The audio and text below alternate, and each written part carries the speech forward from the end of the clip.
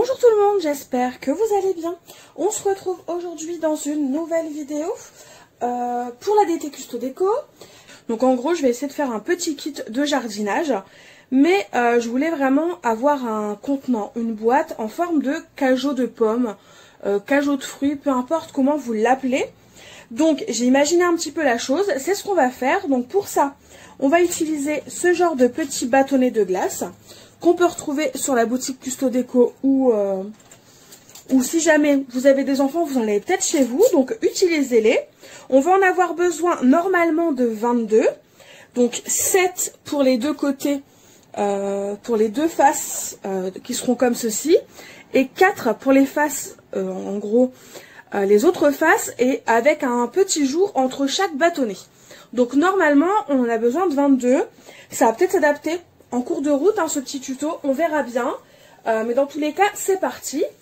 En papier, vous aurez besoin donc de deux papiers qui font 7 cm par 10,5, 10,4.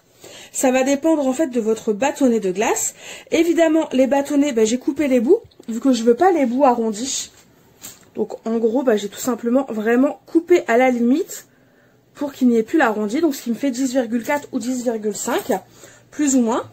Votre papier qui fait 10,4 par 7 ou 10,5 par 7, il en faut deux. Il en faut deux. Et ensuite, vous aurez besoin de 8 autres papiers qui, eux, font alors 14,5 par 0,9 cm.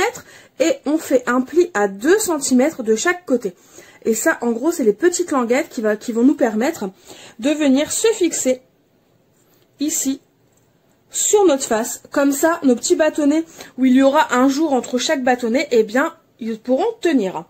Donc déjà, dans un premier temps, ces languettes-là, on va les mettre de côté. On va déjà s'occuper de nos petits papiers qui font 10,5 par 7. Et donc, on va prendre 7 bâtonnets, où les bouts sont coupés, évidemment, et on va venir les coller à la file indienne sur notre papier noir.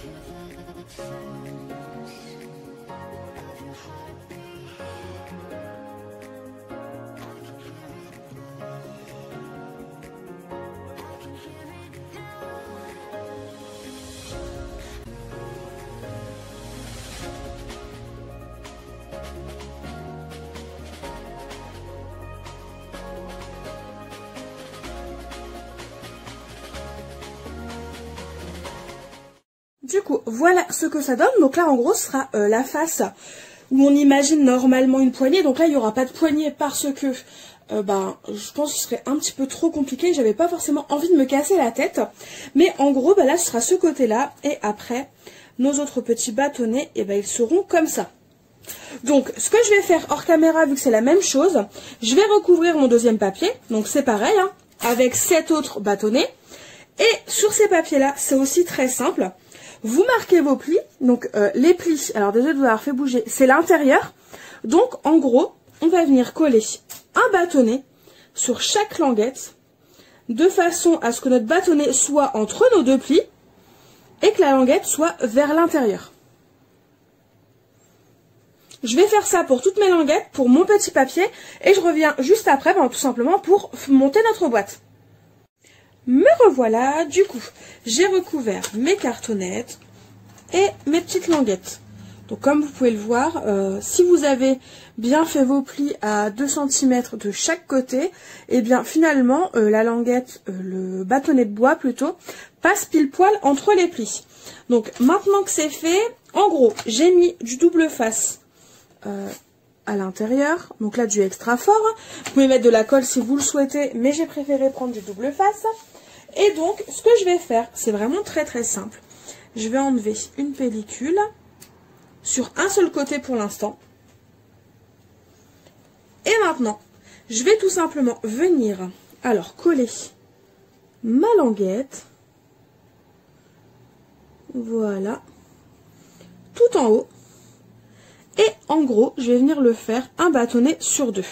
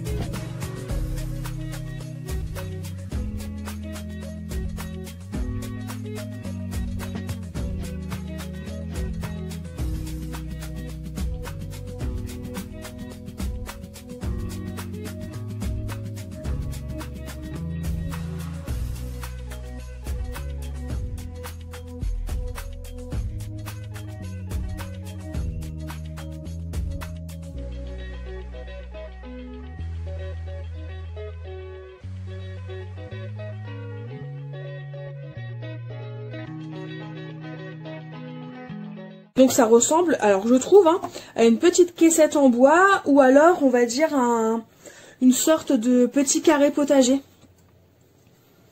Mais dans tous les cas, c'est dans le thème jardinage. Donc là, on va découper un carré. Du coup, j'ai mesuré mon petit carré. Donc j'ai un côté qui fait 10,6, l'autre qui fait 10,4. Je vais compter des languettes de 1 cm. Comme ça, ça ne dépassera pas la largeur d'un bâtonnet de bois. Ce qui nous fait qu'on doit découper alors un rectangle qui fait 12,6 par 12,4 et on vient faire un pli de chaque côté à 1 cm. Donc 12,6, 5, 6, 12,6 par 12,4. Donc je sais la différence n'est pas énorme entre 12,6 et 12,4. Mais des fois 1 mm c'est ce qui empêche un papier de bien passer ou pas.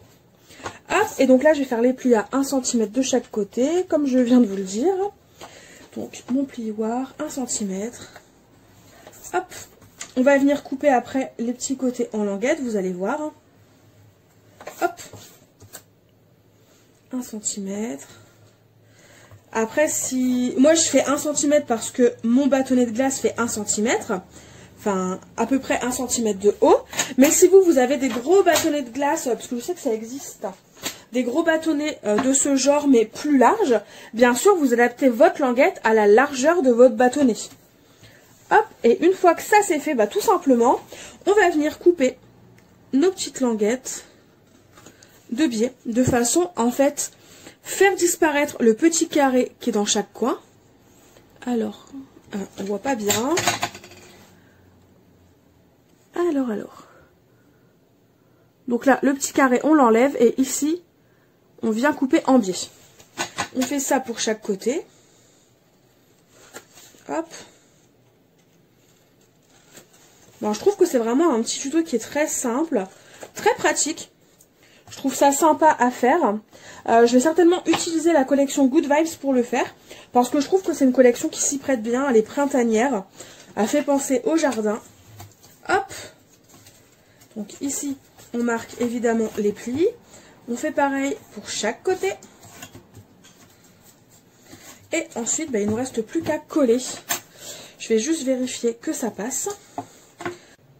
Alors, petite astuce, j'ai eu un petit peu de mal à le faire rentrer. Mais alors, je ne sais pas trop si c'est une astuce, mais en gros, je l'ai passé par le dessus. J'ai fait en sorte de passer tous mes côtés. Évidemment, je vais plus savoir le faire. Hop, je l'ai passé par le dessus. Voilà, et en fait, en gros, je n'avais plus qu'à appuyer et bien caler mon papier. Donc c'est vrai que si vous le faites au millimètre près, c'est un petit peu plus compliqué à caler parce que du coup, ça passe tout juste. Mais vous le passez par-dessus, vous pliez un petit peu votre papier pour le passer. Et une fois qu'il est en bas, en fait, je vais rabattre mes côtés. Je vais mettre de la colle sur mes rabats et je vais les pousser avec mon plioir. Ça donne, une fois que c'est bien collé, bon, je m'en suis rendu compte un petit peu trop tard, un côté. C'est ce côté-là, je l'ai un peu mal calé.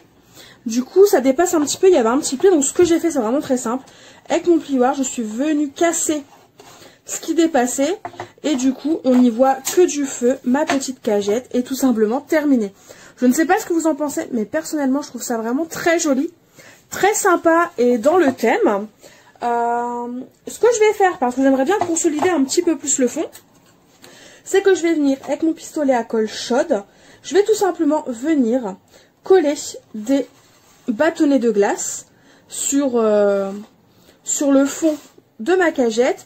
Je me suis rendu compte que si on consolidait pas l'intérieur, eh bien ça penchait d'un côté ou de l'autre, un peu comme là. On sent que ça bouge. Du coup, bah, je me suis dit, on va faire comme dans les vrais cajots de pommes, les vraies caisses de fruits en bois. Et du coup, j'ai collé. Alors, bon, bien sûr, il y a quelques filets de colle, il faut les enlever, hein, mais en gros, j'ai collé 2 bâtons de colle de cette façon pour consolider en fait le coin. Et c'est ce qui va permettre que votre cajot va bien tenir. Et je pense que par la suite, je vais venir cacher. Du coup, je vais venir en mettre un comme ça, de façon à cacher la finition ici qui n'est pas forcément très très jolie. Me revoilà, du coup j'ai fini de coller chaque petit côté, donc que ce soit à l'intérieur ou à l'extérieur. Et voilà tout simplement le rendu de mon petit cajot de pommes prêt à accueillir de quoi jardiner. Du coup on reprend. Alors pour mon petit cajot de pommes, je vais y mettre en fait de quoi jardiner, des petits pics pour savoir ce qu'on plante. Je vais y mettre des petits pots de semis en biodégradable, en carton là qui s'auto-désintègrent dans la terre. Et je vais aussi y mettre des petites graines, des petits bulbes de fleurs, de plantes. Et donc pour ça, je me suis dit bah autant faire des petites pochettes avec ma Pocket Punch Board. Donc ce sera ce genre de pochette, je n'aurai plus qu'à les décorer et indiquer ce qu'elles contiennent évidemment. Donc mes 4 pochettes vont faire exactement la même taille. Donc vous, ce n'est pas obligatoire, hein, vous faites comme vous le souhaitez. Je vais juste vous montrer comment on fait une pochette à rabat. En sachant que le manuel d'instruction est très clair et c'est très simple à faire. Concernant mes pochettes, j'ai envie de faire une pochette qui fait tout simplement 8,3 cm par 9,5 cm.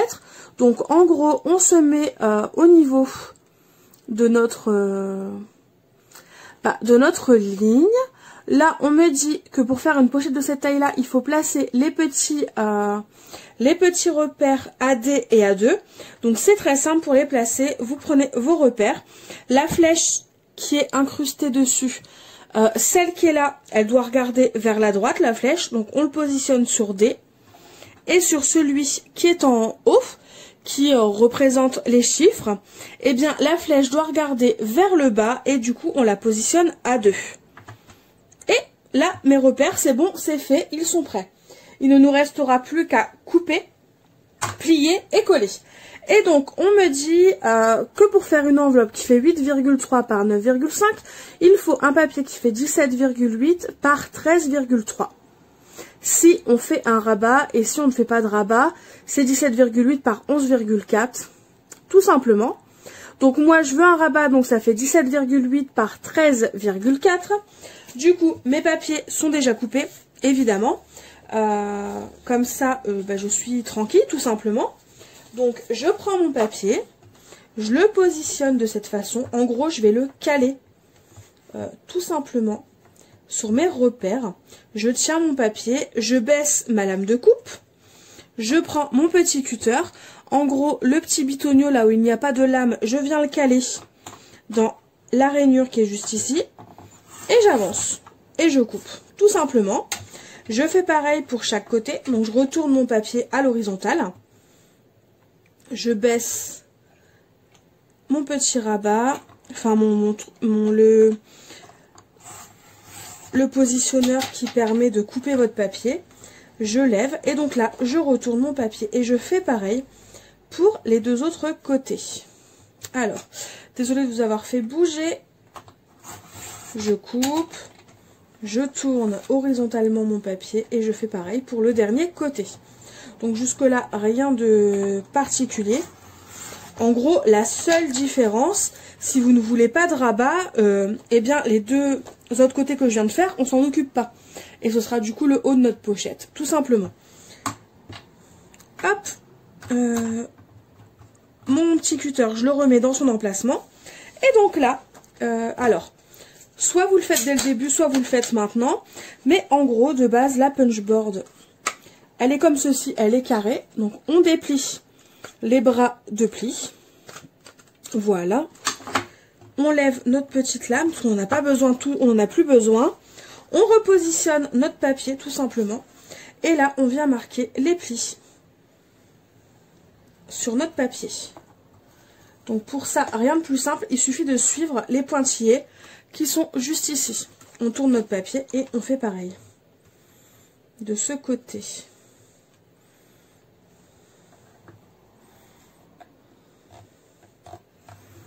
Hop. Et voilà. Donc là, bien sûr, on fait pareil pour les trois autres pochettes, évidemment.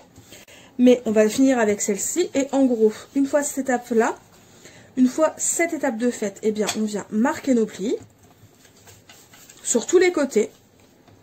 Du coup, on peut ranger donc notre outil, hein, comme je vous l'ai dit. Les plis sont bien marqués. Et bah du coup, tout simplement, j'ai mis du double face sur l'un des deux rabats. Donc là, il n'y a pas besoin de mettre sur les deux, vous en mettez que sur un. J'en ai mis en bas. Et donc du coup, il ne me reste plus qu'à coller. Donc, je viens coller d'abord le centre. Voilà. Et ensuite, je colle le bas et notre pochette sera tout simplement terminée. Donc, vous pouvez, si vous voulez, faire une sorte de fermeture, je crois que ça s'appelle une fermeture japonaise. Vous savez, avec la petite ficelle qu'on vient entrelacer entre des attaches parisiennes. Vous pouvez, mais si jamais vous mettez des graines comme moi, hein, tout simplement, bah, je vous déconseille de faire comme ça et je vous conseille plutôt de fermer votre pochette complètement parce que les graines risquent de tout simplement venir se faufiler à droite et à gauche et c'est clairement pas ce qu'on souhaite. Mais donc voilà ma petite pochette. Concernant la décoration, je vais pas du tout la filmer parce que d'une, vous savez, ce n'est pas ce que je préfère dans les vidéos, c'est pas le but de mes vidéos, c'est plus pour vous montrer un procédé pour créer une boîte, pour créer des pochettes ou des enveloppes, plutôt que pour vous montrer la décoration parce que en plus, je vais utiliser des fichiers de découpe silhouette parce que je n'ai rien sur le thème du jardinage et que j'ai quand même envie de mettre des choses sur le thème du jardinage. Donc évidemment, je vais ajouter quelques tamponnages de cette planche tampon qui va avec la collection Good Vibes. Mais sinon, en tant que tel, sur le jardinage, je n'ai rien. Et comme je vais utiliser des fichiers silhouettes et qu'on n'a pas tous de silhouettes ou de machines de découpe de ce genre, ou même on n'a pas tous le même set de dies, si jamais vous avez des dies sur le thème du jardinage. Du coup, on va chanter le côté décoration, mais on se retrouve tout de suite après, une fois que j'aurai garni mon petit cajot de pommes, mon petit cajot de jardinage, pour vous montrer le rendu final, en sachant que ce petit cajot, il peut être garni de différentes façons. Là, je vais faire un petit kit de jardinage, mais bon, ça peut être des chocolats pour Pâques, ça peut être vraiment énormément de choses. Du coup, je vais m'atteler à la décoration. Et sinon, eh bien nous, on se retrouve tout de suite après pour vous montrer le rendu final. Me revoilà, du coup, je vais vous montrer le rendu. Donc voilà ce que ça donne. Donc j'ai pas vraiment fortement décoré parce que, après tout, je ne sais pas comment la personne va s'en servir. Donc j'ai fait quelque chose de très simple. Comme vous pouvez le voir, j'ai utilisé finalement la collection Good Vibes d'Artemio. Je n'ai rien utilisé d'autre parce que déjà je manquais un petit peu de temps. Donc sortir ma silhouette, etc. c'est assez compliqué. Je voudrais que l'envoi soit fait assez rapidement. Et en plus, je trouvais que c'était bien de rester dans la collection Good Vibes. Donc comme je vous l'avais dit, j'ai fermé avec un petit ruban, enfin j'ai relié plutôt 4 petits pics pour indiquer la semis. j'ai ajouté dans ce petit kit des petits pots de semis qu'on plante directement dans la terre et qui se désagrègent. Et ensuite, alors j'ai ajouté des graines. Donc déjà, je ne sais plus dans quel sens c'est, j'ai ajouté des graines de coquelicot pour faire un petit clin d'œil avec la collection, vu que ce sont des coquelicots qui sont représentés en fin de compte dans toute cette collection. J'y ai mis des petites graines de tournesol de mon jardin. Donc j'avais des tournesols nains l'année dernière et j'ai pu récupérer pas mal de graines, donc j'en fais profiter tout simplement mes proches. Donc voilà. Et bien sûr la petite déco qui est vraiment très simple parce qu'après tout ça reste des petites pochettes pour mettre des graines. Je ne sais pas si ces pochettes là vont être gardées, donc je vois pas l'intérêt de faire une grosse décoration. Et donc pour finir, des petites graines de tournesol, des tournesols qui sont en fait jaunes, orange, et ça tire un peu vers le rouge orangé, une couleur assez automnale, mais finalement les tournesols sont bien en été. Et ils sont vraiment très beaux. Donc voilà pour la petite déco. Et donc c'est pareil, à chaque fois j'ai noté la variété de graines, quand il faut les semer et surtout de quelle année elles sont ces graines, pour éviter qu'elles soient utilisées trop tard. Par exemple, si là ce sont des graines de 2020, donc on pourra en moyenne s'en servir jusqu'en 2024 pour avoir un beau rendement et un beau rendu et pour qu'elles fonctionnent bien. Donc c'est pour ça que j'ai mis la date. Voilà. Et pour finir, comme j'adore les fleurs, j'adore les pivoines, j'adore les fraisias, mais que voilà, on peut pas toujours tout envoyer et tout offrir. Du coup, ce que j'ai fait tout simplement, c'est que j'ai mis des petits bulbes, donc dans un petit sachet, dans un petit pochon, parce que là, clairement, dans une pochette comme ceci, c'est pas du tout assez large pour être mis. Mais du coup, j'ai mis quelques bulbes de fraisias de couleurs variées, jaune, violet, rose, blanc. Mais voilà ce que ça donne. Du coup il y aura pas mal de petits fraisiages, j'ai dû en mettre 8 ou 10 je crois des bulbes. Donc voilà, je suis sûre que ça va lui faire plaisir. Il faut juste que j'ajoute une petite étiquette pour préciser quand ils doivent être plantés. Mais donc voilà ce que ça donne mon petit kit de jardinage. Donc comme vous pouvez le voir, c'est pas grand chose, c'est pas exceptionnel, hein. C'est pas non plus surchargé, mais je trouve que c'est hyper sympa pour faire un petit clin d'œil, un petit cadeau à une amie tout simplement qui jardine. Hop. Et donc là, en dessous, je vais mettre une sorte de petit papier de soie et je vais emballer avec du papier cadeau transparent pour faire comme si c'était un petit coffret comme on peut découvrir ou avoir dans les parfumeries et ce genre de choses. Du coup, ma vidéo est terminée. N'hésitez pas à me dire en commentaire ce que vous en avez pensé. Si ce type de projet qui sort un petit peu de mes habitudes et un peu aussi du scrap à proprement parler. N'hésitez pas à me dire si ça vous plaît, si c'est quelque chose que vous voulez revoir sur ma chaîne. Je vous mettrai une petite photo du petit kit de jardinage emballé dans le papier transparent pour vous montrer à quoi ça peut ressembler. Et donc n'hésitez pas à me dire en commentaire ce que vous en avez pensé. Et en attendant de nouvelles vidéos, je vous fais tout simplement de gros bisous et je vous dis à très vite. Bye bye!